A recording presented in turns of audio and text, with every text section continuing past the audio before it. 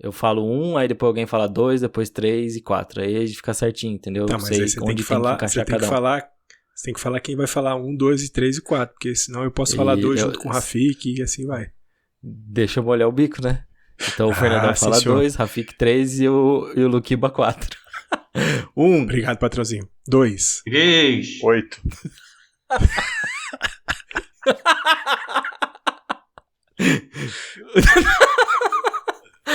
Depois vamos gravar, aí, só sei que depois desse podcast aqui eu vou ter que montar uma sapateira, coisa que eu adoro fazer, montar móveis. Ah, que delícia. Então todo mundo mudo, vamos gravar essa paçoca.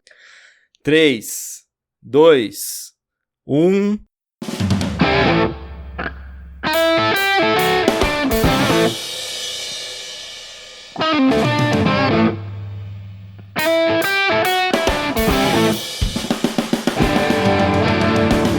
Fala, seus tanos, continua tudo quarentenado com vocês?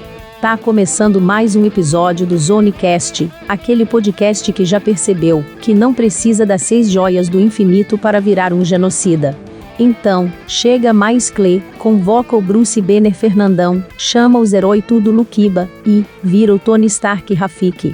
Bom dia, boa tarde, boa noite. Pra você que tá chegando agora, meu nome é Felipe Clemente, está começando mais um episódio desse já consagrado podcast do Tailgate Zone, o Zonecast. Ao meu lado, fala Fernandão, meu querido, tudo bem? Fala meu patrãozinho, fala Luquiba, Rafik, todo mundo que ouve a gente, sempre um prazer estar com vocês aqui.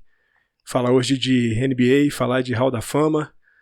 Só que antes, importante falar, para que todo mundo que ouve a gente nos siga nas nossas redes sociais, Facebook, Instagram e Twitter. Ali, Facebook e Instagram, Tailgate Zone. Lá no Twitter, um pouquinho diferente, Tailgate Zone _BR. E também para olhar a gente lá no YouTube, no nosso canal, para acompanhar as nossas lives. Estamos falando de NBA toda quarta-feira. Vamos voltar para o YouTube agora para falar de NHL toda quinta-feira e, a partir dessa semana, toda segunda falando de MLB, fazendo aí um aquecimento para a temporada que vai começar no dia 1º de abril. Olha que jabá maravilhoso, já expandindo aí para tudo. Mas gostei, muito bom. Vou abrir aqui para minha cervejinha antes de chamar o próximo convidado. Aí, agora sim. Boa tarde, Luquiba, tudo bem? Como vai? Fala, Clê, Fernandão, Rafik, quem mais nos escuta. Jabá de qualidade esse, hein? Dodô agora ficou com cargo ameaçado, hein? Mas vamos lá, vamos falar a respeito do NBA, que hoje a pauta tá muito bacana, tem bastante coisa pra gente conversar. Uma parte de... Muito obrigado. Ah, deixa a moto, né? Muito obrigado por complemento, dona Moto, mas vamos lá. E completando essa paçoca com a gente, por último, mas não menos importante, só que é o café com leite da discussão hoje, o grandiosíssimo palestrinha, Rafael Rafik. Tudo bem, Rafik? Como vai você e como vai o Rio de Janeiro? Bom, eu não sei nem se começa com o meu oba-oba, meu povo tradicional, porque o momento não é pra oba-oba, né? Mas boa tarde a todos. O assunto é basquete, eu caí de paraquedas aqui. Mas, assim, por mais que eu sempre digo que eu não sou fã de NBA e tudo mais, longe de eu não conhecer basquete. Vocês me chamam de café com leite e vão acabar tomando 3 pontos meu. Ai, caramba, eu não tô aguentando isso. Quer comentar alguma coisa, Pinguim? Deixa ele, coitado. Patrãozinho, E aí, essa ameaça do Rafik, pelo jeito, é tipo o Trae Young, né? 3 ali do logo, né? Nossa, não, eu acho que tá mais pra Danny Green, mas tudo bem. Vocês estão prontos então? Posso chamar a vinheta e vamos começar essa paçoca de vez, né? Então... Pode chamar, mas pra mim é mais Brian Scalabrine, mas beleza. Eu duvido que alguém tenha feito o que eu já fiz jogando basquete. Consegui ser excluído por 5 faltas com 35 segundos de jogo. Tem recordes assim sim, viu? Não sei se em 35 segundos, mas tem recordes assim, viu? Inclusive tá no nosso Zone Quiz aí, não lembro qual agora, mas se for o caso eu coloco depois na edição.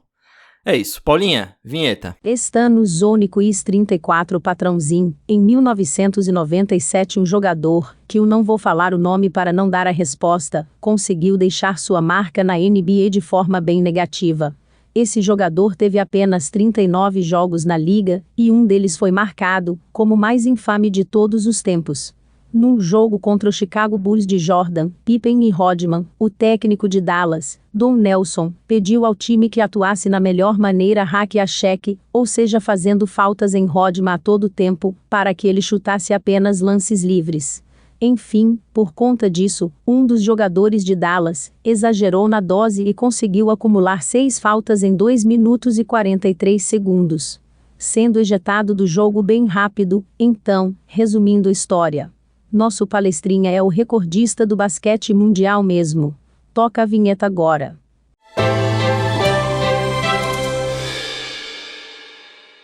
Rapazes, seguinte. Ano passado a gente fez um podcast também falando sobre o Hall da Fama, sobre os indicados, né? Quem eram os finalistas para a classe de 2020. Só que esse ano é o seguinte, saiu a lista dos finalistas e a gente comentou um pouquinho sobre o Hall da Fama num Hoje na História. Então eu falei, por que a gente não fala um pouquinho do Hall da Fama? Na sequência, traz quem são os indicados, conta um pouquinho de cada um e depois dá um veredito aí de quem a gente acha que deveria entrar ou não, e também já aproveita e fala as injustiças do Hall da Fama, que não são poucas. Não é verdade, Fernandão? Tem bastante injustiça, né? Patrãozinho, eu tenho 2 que eu vou deixar para falar no momento que a gente for conversar sobre isso, além de várias outras, mas tem 2 especificamente do Brasil que para mim são 2 enormes injustiças. Bem levantado, bem levantado. Bom, o Hall da Fama ele é uma instituição que já existe, né, desde 1959, mas em sua criação, quando ele foi estabelecido em 59, ele não tinha ainda um local fixo para ficar. Não é nenhum local fixo, é uma construção mesmo, um prédio, uma sede. E essa sede só veio anos depois, em 17 de fevereiro de 68. E foi exatamente isso que foi um Hoje na História nosso, contando um pouquinho sobre essa inauguração. Ele ficava sediado no campus da Springfield College. E agora, hoje em dia, já não é mais tão pequenininho assim. Já é um negócio bem grande. Já passou por realocação, por outra realocação e por mais uma reforma recente no ano passado. E hoje abriga 400 indicados, né? 400 pessoas do Hall da Fama, mais de 400 pessoas, se for ver. E abriga coleção tem camisas, tem tênis. É um local maravilhoso para passear, para visitar, para conhecer. Bom, para quem não sabe, fica localizado em Springfield, Massachusetts, que é a cidade onde todo mundo fala que o basquete realmente nasceu, do James Naismith. Inclusive o nome do Hall da Fama é Naismith Basketball Hall of Fame, porque é do James Naismith, que é o cara que é considerado o pai do basquete.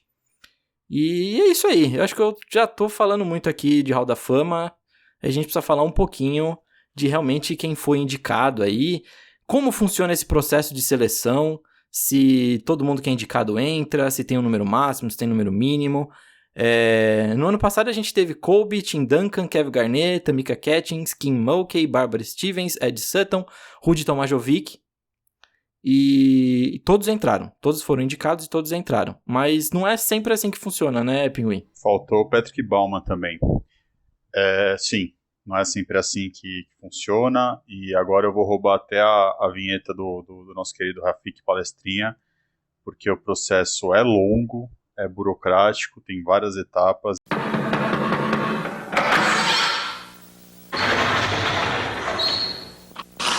Senta que lá vem a história. Para começar, você pode ser eleito por 4 categorias, ou como jogador, ou como treinador, ou como juiz, ou como contribuidor. Para você ser eleito como jogador, você tem que estar aposentado por no mínimo 4 temporadas. E aí você vai ser habilitado para uma cerimônia de consagração, que lá é cerimônia de enshrinement. E aí na 5ª temporada você está de fato elegível para entrar na lista. A única exceção disso foi com Kobe Bryant, mas aí foi motivos justificáveis. Para treinador, a regra é parecida. Se você já se aposentou, também é 4 temporadas para na 5ª você entrar, mas se você estiver na ativa, você tem que ter uma carreira de no mínimo 25 anos. Só que esses 25 anos não significa, de fato, ser treinador no nível profissional. Você pode ser treinador a nível de college ou a nível de high school. E você também é considerado, se você já iniciou sua carreira como assistente. Então, você pode ter começado 10, 15 anos como assistente, depois virado o treinador principal que vai estar contabilizando. Então, quando você estiver na ativa, com 25 anos, você já está habilitado e no 26º você entra para tal cerimônia de consagração. No caso de juiz, as regras são iguais para treinador, então não tem muito o que falar. E para contribuidor, esse não tem regra, você é indicado a qualquer momento, o único critério que eles pedem é que você tenha contribuído com algo significativo para o esporte. E aí eu vou explicar o porquê que funciona assim. Para você se eleger, seja jogador, treinador ou juiz, existem 2 comitês responsáveis por indicações. O comitê norte-americano e o comitê de mulher. O comitê norte-americano ele é composto por 9 membros, eles fazem a lista e dessa lista que eles criam tem que ter pelo menos 7 votos para um jogador ser aceito. E eles podem indicar no máximo 10 jogadores. Treinadores ou juízes, tanto faz. O comitê da mulher, a indicação é similar, jogadora, treinadora ou juíza, só que a única diferença é que o comitê é composto por 7 membros, ao invés dos 9 do norte-americano, e é necessário 5 votos, ao invés dos 7, para ser aprovado. E só pode ter 4 indicações. E aí, existe alguns comitês que fazem indicações direto. Esses comitês que fazem indicações direto, sem passar por essa primeira triagem, ele é dividido por algumas outras categorias. Primeira são os contribuidores, que é aí que entra a categoria de contribuidor. Aí tem o comitê de afro-americanos pioneiros, tem o comitê de jogadores internacionais, tem o comitê de veteranos, que são jogadores com mais de 35 anos de aposentadoria, e dentro dos veteranos tem tanto masculino quanto feminino. Cada um desses comitês diretos, eles elegem um finalista para a cerimônia final. Então, não significa que já está no Hall of Fame, mas ele passa algumas etapas. Tá? Aí, depois que cada comitê fez a sua lista, aí essa lista global, que tem no máximo 10 jogadores pelo comitê norte-americano, 10 indicados no comitê do norte-americano, 4 indicados no comitê de mulher e 1 indicado desses 5 ou 6 comitês independentes que tem. Aí esse bolo todo é colocado numa lista e essa lista vai ser avaliada por um conselho de confiança do Hall of Fame. Esse conselho vai analisar se os finalistas, a história dele com o esporte, se eles fizeram alguma coisa que prejudicasse o esporte, né, eles vão meio que um ficha limpa, né, do Hall of Fame. E aí entra um dos meus esnobados, mas isso eu vou falar mais pra frente. Passado por esse conselho de confiança, ainda tem um outro comitê para analisar. Então olha a burocracia. Começou com uma lista de indicados, depois essa lista de indicados passa por comitê de confiança, e aí por fim passa por um tal de comitê de honra. Esse comitê de honra ele é dividido para cada categoria. Então é um comitê de honra para o norte-americano, um comitê de honra para a mulher, e um comitê de honra para cada um dos indicados que não precisam passar, né, pela votação. E aí, esse comitê de honra ele é composto por 24 membros, cada comitê, e esses 24 membros são outros Hall of Famers, executivos do esporte, imprensa, aí é como se fosse uma... Não digo votação popular, mas aí entra um pouco mais... não tem tanto critério assim quanto nas etapas anteriores. E aí, para você chegar nessa lista final, que é o que a gente vai apresentar agora, você tem que ter pelo menos 18 votos dos 24. Só assim você está de fato habilitado para ser votado como Hall of Fame. E aí tem algumas particularidades. Primeiro, por 5 anos consecutivos você chega nessa lista final, mas você não consegue os 18 votos, a sua candidatura é suspensa por 5 anos. Então você fica 5 anos sem elegibilidade para poder, né, ser eleito. E naquela primeira outra etapa, onde tem os 2 comitês responsáveis, ali também, se você entre naquelas listas, mas você não tenha nenhuma indicação, porque você precisa ter pelo menos 7 votos para aprovar, mas se você não consegue nenhum voto por 3 anos consecutivos, você também fica suspenso por 5 anos. Então eles fazem esse bolo gigante de burocracias, são praticamente 4 etapas de análise para chegar na lista final que o nosso querido Clay já comentou. Então é um pouco burocrático, mas eu particularmente me agrada um pouco essa forma, porque você deixa aquela onda, né, de jogadores que de repente criou uma hype, eu consigo ter uma base de torcida muito grande, que acaba sendo eleito por isso, tanto que a gente tem jogadores bem populares que ainda não estão, né? Então é por aí que a gente consegue eleger os Hall of Famers do basquete. É interessante, mas assim também tem as injustiças que a gente comentou. Só um ponto interessante que eu acabei esquecendo de mencionar no comecinho, não sei se todo mundo reparou, mas a gente comentou sobre talentos masculinos e talentos femininos, ou seja, no Hall da Fama do basquete você tem a modalidade masculina e também na feminina, então todo mundo vai para o mesmo local. E é interessante falar isso porque a primeira vez que isso aconteceu foi em 1985, e o Hall da Fama do basquete é o primeiro a ter feito isso, a ter unido tanto o masculino quanto o feminino no mesmo local. Então é bem interessante mesmo, e mostra o quão inclusivo o Hall da Fama do basquete é. Inclusive em tudo, né? Até em nomes ruins, né, Fernandão? É verdade, patrãozinho. Tem alguns nomes que acabaram fazendo parte do Hall da Fama que você pode contestar. 2 me surgem assim bastante característicos aqui agora. Não que não tenham sido grandes jogadores, foram, mas você deve ponderar muito, né? O pai do seu Saboninho é um deles, o Arvydas Sabonis. Para mim é um cara que é contestável a permanência e a colocação dele lá dentro do Hall da Fama. E o Bill Walton, que foi um jogador muito legal, pai do Luke Walton, que jogou um tempo nos Lakers, mas é bastante contestável a entrada deles. Esses 2 me chamam bastante atenção. E num ponto que o Luquiba falou, né, que é essa questão da análise da honra, da contribuição do jogador para o esporte, não só dentro de quadra, mas também fora, né, dos serviços que o cara fez para a comunidade, dos serviços que o cara fez para o basquete como um divulgador, como um cara que exemplificava o espírito do esporte. Tem uma pessoa que eu gosto muito, que eu não contesto a presença dele no Hall da Fama, mas se a gente for pensar por esse lado da honra aí e tudo mais, o Dennis Rodman é um cara que você fica meio em dúvida se ele deveria estar ali ou não.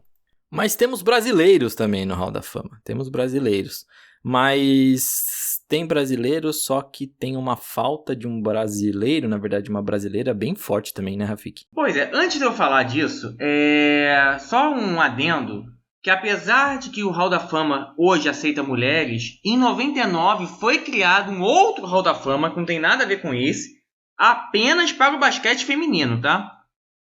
Mas isso é um outro, só ficar essa curiosidade.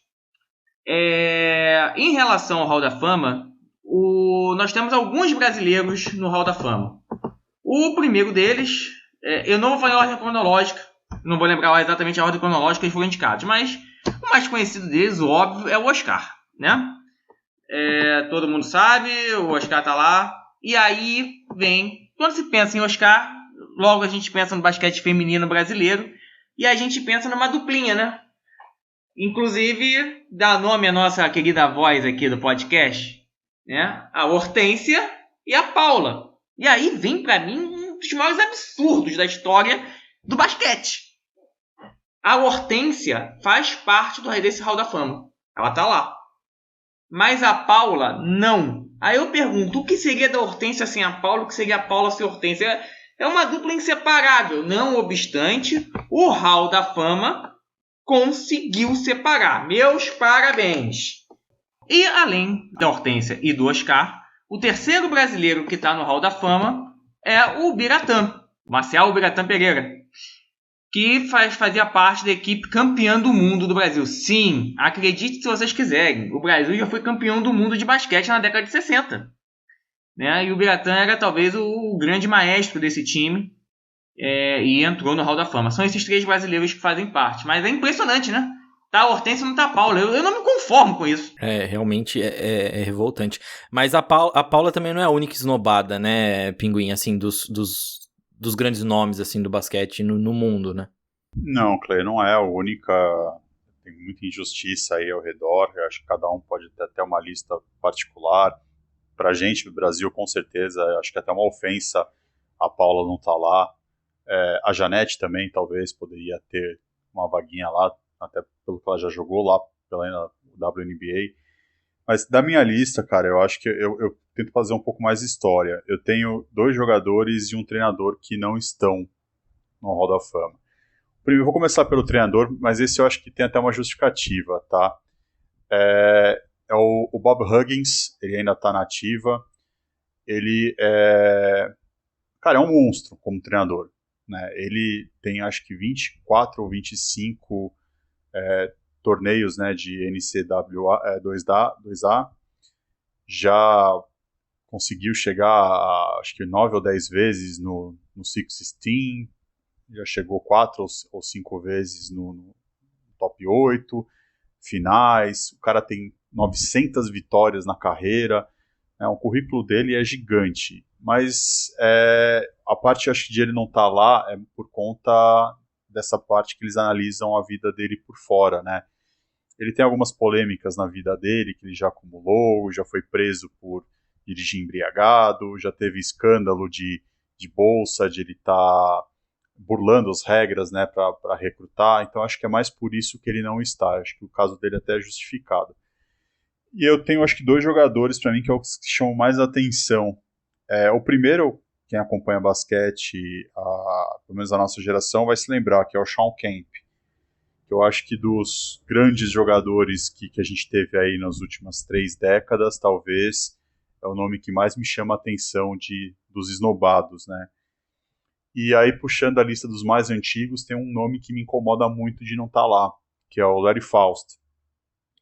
Teve uma carreira muito sólida e para mim me incomoda, porque o cara teve 12 temporadas de NBA e em 12 temporadas, 8 delas ele foi All-Star. Um cara desses que terminou a carreira com média, né, double-double. O cara teve, acho que, mais de 11 mil pontos na carreira, mais de 8 mil rebotes na carreira. É um cara também que não tá lá. Eu acho que esse é a maior esnobada pra mim, porque pra ele não tem justificativa, né? O cara nunca fez nada por fora, teve uma carreira sólida, talvez pelo fato de nunca ter sido campeão. Tanto ele quanto o Shawn Kemp, eu acho que isso talvez possa pesar na avaliação, né, do pessoal do Hall of Fame. Patrãozinho, o Luquiba falando ali do Shawn Kemp, é realmente pesado pensar que um cara daquele tamanho, desse tamanho, não tá no Hall da Fama. Mas eu vou voltar para o Brasil e vou falar de mais uma mulher que para mim também deveria estar no Hall da Fama. O Luquiba até passou por ela rapidamente, que é a Janete, né? Janete Arquem. Não só pelo que ela fez pelo basquete brasileiro, né? Campeã, medalha de ouro em Mundial em 94 na Austrália, medalha de prata em Atlanta em 96, medalha de bronze em Sydney em 2000, ouro no Pan-Americano de Havana em 91, prata em Indianápolis em 87, prata no Rio em 2007. Fora, né, a carreira dela ultra consolidada na WNBA, jogou por lá por muitas temporadas, foi campeã com o Houston Comets, ela jogou sempre lá no Houston Comets no tempo dela de WNBA, de 97 até 2005, com pequenas interrupções no meio desse caminho, e ela fez parte do time que foi 4 vezes campeã da WNBA. E não foi 4 vezes alternada, 4 vezes de fato, 97, 98, 99 e 2000. Ela terminou a carreira dela na WNBA com média de 10,4 pontos por jogo, 3,6 rebotes, 1,8 assistências, e teve na temporada de 2001 a sua melhor temporada, né, quando ela ficou ali com 18,5 de média de pontos, 4,3 rebotes e 2,9 assistências. Jogou por várias equipes aqui no Brasil, Ourinhos, BCN, Jundiaí, Sorocaba, Santo André, Vasco, São Paulo, jogou também na Espanha, no Valência, e assim, é uma ultra campeã, foi uma das jogadoras ali que na fase descendente do basquetebol feminino brasileiro ainda estava buscando contribuir dentro de quadra, e acho que é uma gigantesca injustiça ela não fazer parte do Hall da Fama, assim como, né, como o próprio Rafik falou, a Magic Paula é outra, né, porque para nós brasileiros a gente pensa Hortência, Paula, e para mim Janete e Marta também são essas 4 figuras que melhor representam e encabeçam o basquetebol feminino no Brasil. Além da Janete, que eu nem falei da Janete, porque assim, se a Paula não entrou, o que dirá da Janete, né? E a Marta, pra mim, fica até um pouco abaixo da Janete. Pra mim, outro absurdo de brasileiro que não entrou é o Vladimir Marques. Porque cai no mesmo caso de Paula e Hortência. Como é que entrou o Biratã e não entrou o Vladimir Marques? Né? O Biratã, inclusive, ele só estava no time campeão mundial de 63. O Vladimir Marques foi bicampeão mundial, 59 e 63. Né? Como é que o Biratã entrou e o Vladimir Marques não entrou? E, com todo respeito, se você for olhar os números do Vladimir Marques, são muito melhores que o do Biratã. E o próprio Oscar diz que achava que o Vladimir Marques jogava mais que o Biratã. Então, assim, como é que o Vladimir Marques não tá e o Biratã tá, né? Belas falas aí de todos, viu? Belas falas, belas explanações. Já assim, tem o ódio do Rafik também, lógico. Na fala dele sempre tem um pouco de ódio. Um pouco mais exaltado, a gente gosta disso. E só pra complementar também, tanto o Pinguim quanto o Fernandão eles comentaram do Houston Comets. E a gente colocou já esse time como um time histórico lá no nosso site. Se quiserem depois dar uma conferida, vale a pena também. Mas enfim, falamos muito de passado. Temos agora os finalistas dessa classe de 2021. E você podia listar pra nós aí, Fernandão, falar um pouquinho de cada um desses indicados de 2021. Opa, patrãozinho, claro que sim. A gente tem para 2021 14 indicados, são 5 técnicos e 9 jogadores. Os técnicos, a gente tem o Rick Edelman, que é hoje não, né? Mas é o 9º técnico com mais vitórias na NBA. Um cara que teve uma história muito bonita e marcante com Portland, né? Ele começa em Portland como assistente técnico, de 83 até 88. E aí constrói a carreira dele como técnico de fato, né, um head coach de 88 até 2014, começando lá em 88 com Portland, ele passa por Golden State, Sacramento, Houston e finaliza sua história na NBA na temporada 13 e 14 com o Minnesota Timberwolves.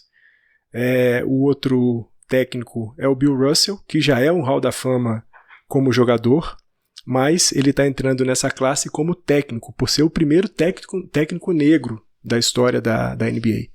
Ele teve passagens pelo Boston, né? Claro, o time que ele fez mais do que fez história, né? Boston da década de 60 é alguma coisa fora do comum. Passou também pelo Seattle Supersonics e fechou sua carreira em 87 e 88 no Sacramento Kings. Leta Andrews, que é uma técnica de high school, e não é só uma técnica de high school, mas ela é simplesmente a maior vencedora de high school, maior número de vitórias em high school.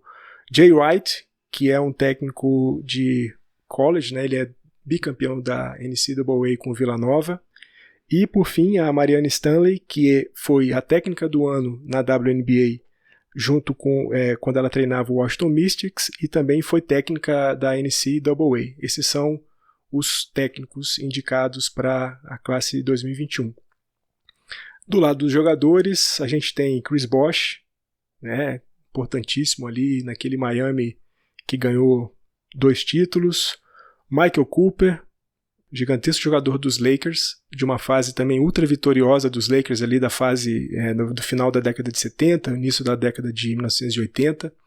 Era um sexto homem, não era um cara que era titular sempre, mas compensava a sua falta de, não de falta de qualidade, mas a sua pouca aparição no ataque com uma forte defesa, era um cara fundamental. Paul Pierce, deve ser muito querido para o nosso Luquiba. ultra vencedor também ali com o Boston Celtics, um cara que rivalizou muito ali com o Kobe Bryant naquelas finais entre Boston e Lakers. A gente tem também a Yolanda Griffith, uma jogadora sensacional da WNBA, 7 vezes All-Star, foi medalha de ouro também, MVP da temporada de 1999, jogou no Sacramento Monarchs, no Seattle Storm, no Indiana Fever. Ali no Seattle Storm foi onde ela teve maior relevo, maior relevância na sua carreira.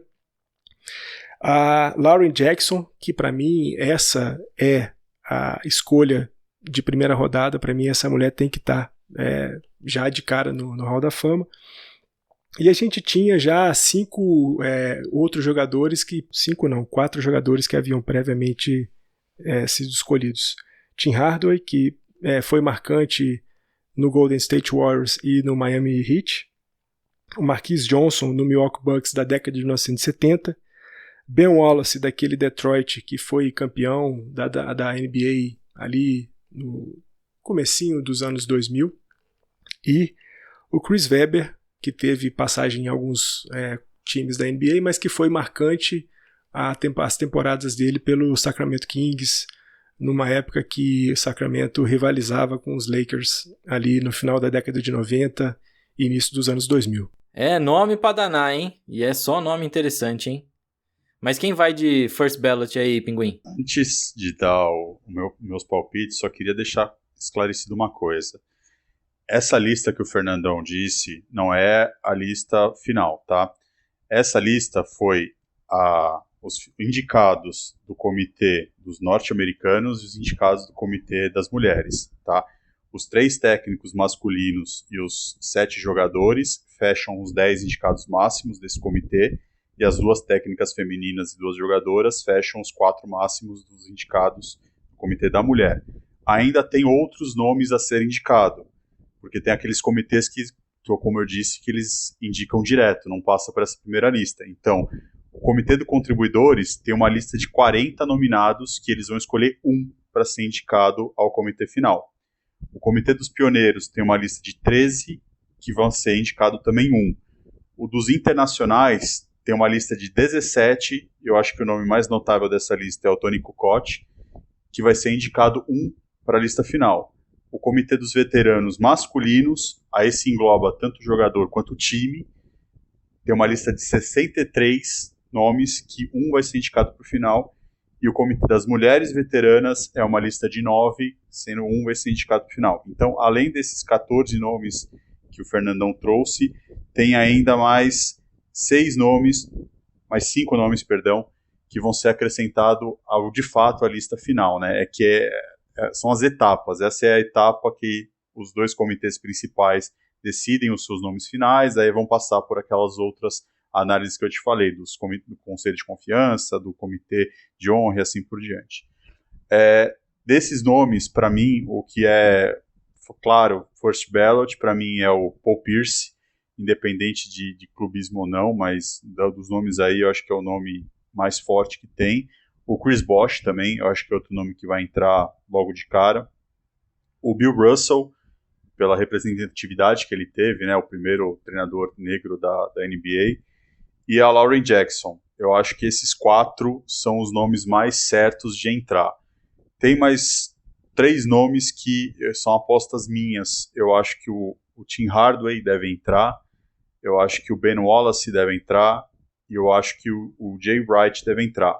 Mas o Tim Hardaway e o Ben Wallace não são first, por isso que não entra. O Jay Wright talvez não seja o momento, as pessoas podem falar, o cara tem atividade, talvez ele ainda precisa conquistar mais, mas eu acho que tudo que ele já fez por Vila Nova já garante uma vaga lá. Realmente. E você, Rafik, vai dar uma de Glória Pires ou vai opinar? Bom, chefinho, antes de eu fazer minha resposta, eu preciso fazer um comentário. Lucas, depois de tanta confusão para fazer essas listas, eu só posso chegar a uma certeza. O cara que fez as regras para fazer essas listas é o mesmo que faz o regulamento do Campeonato Carioca de Futebol. Vai ter confusão assim lá na sede da federação.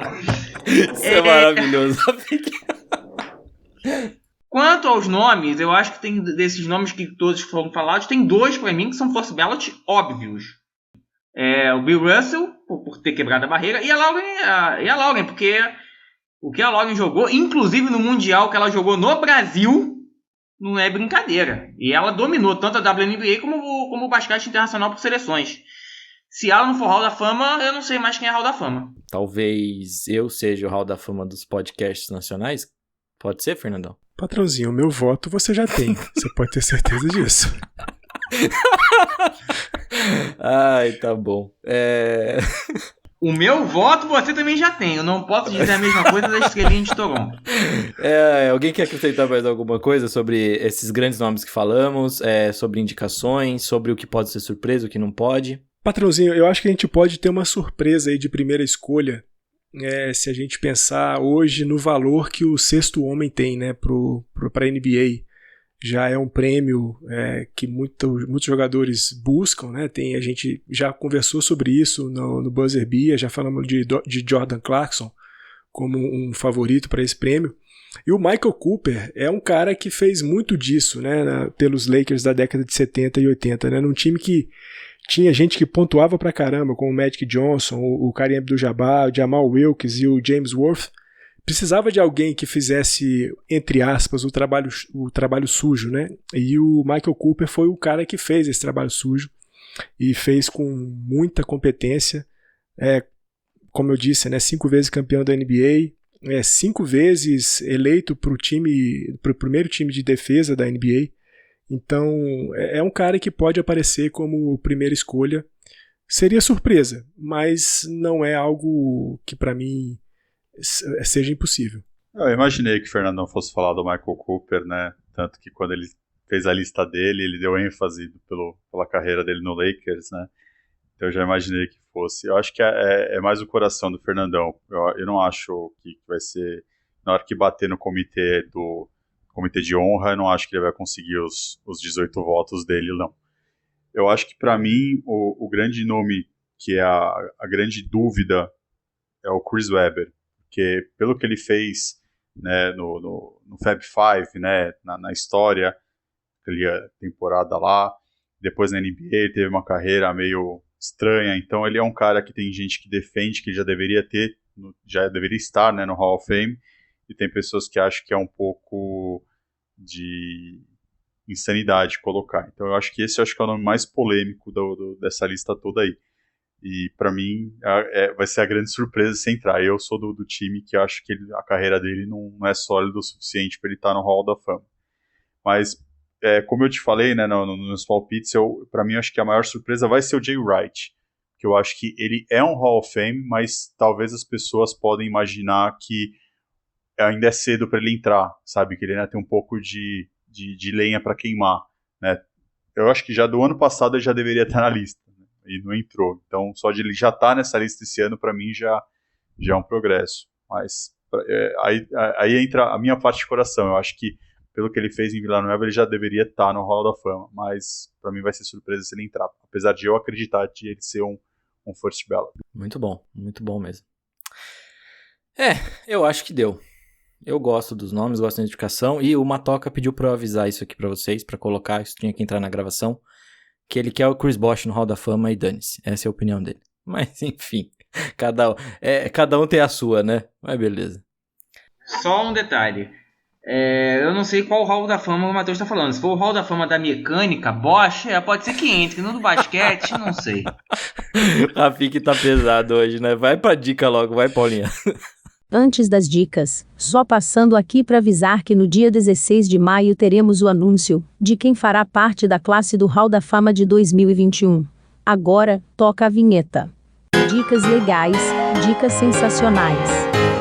Bom, galera, a primeira dica, eu acho que acabou de aparecer aqui pra mim por conta do Luquiba ter comentado do Chris Webber e ter falado do Fab Five.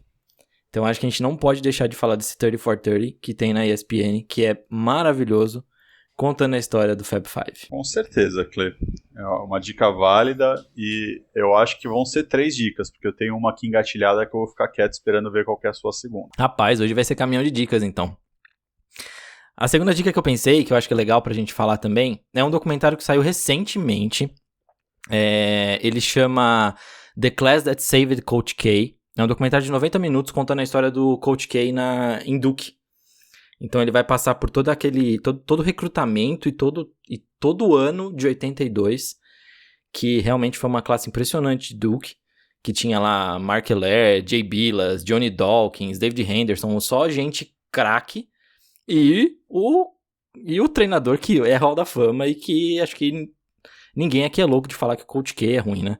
Mas é um documentário fantástico, e a ESPN também vai soltar depois só um curta, assim, curta, né? 30 minutos de como foi a janta entre eles, entre os jogadores e o Coach K. Então, assim, é muito bacana. Eu já consegui assistir os dois. É muito bacana, recomendo. E é cada história uma melhor que a outra. Não sei se vocês já viram. Se não viram, assistam. Se viram, podem comentar.